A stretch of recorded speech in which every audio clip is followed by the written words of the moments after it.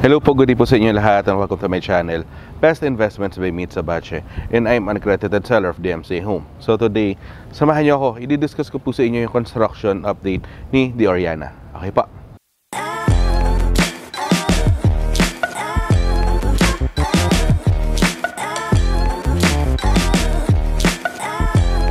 Hello po, so kumusta po kayo? So right now, nandito ako sa South Tower, okay, ni Infinite Towers.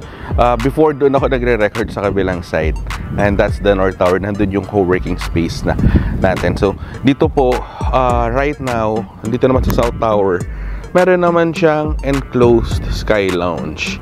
So yun yung enclosed sky lounge natin. So dito, pwede mo siyang gamitin, pwede nyo po siyang i-rent as for big spaces para sa event, Okay, so kung kailangan niyo na mas malaking space, ito pwede ito through DMCA leasing.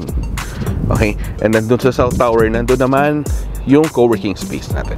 Okay ba? So ngayon, going back tayo kay The Oriana. So kay The Oriana, right now nasa 15% na completion itong project natin na to.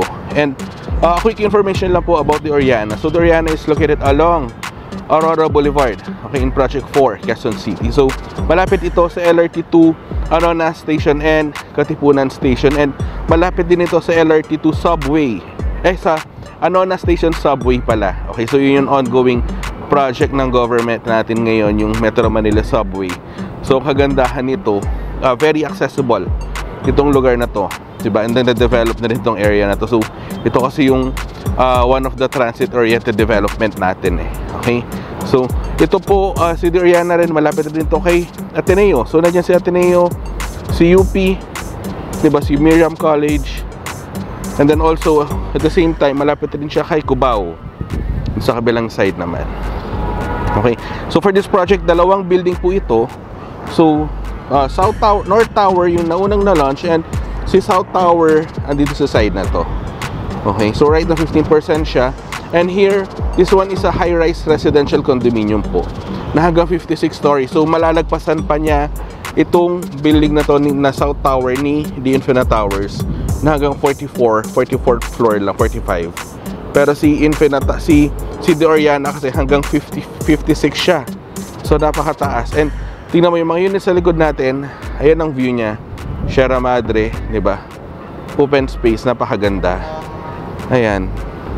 Okay, so wait kayo sa next video ko. Yung next video ko po ay di-discuss ko naman yung sample computations natin para sa para sa launching natin ng South Tower. So doon meron tayong studio unit, meron tayong 1-bedroom unit, and meron tayong 2-bedroom unit.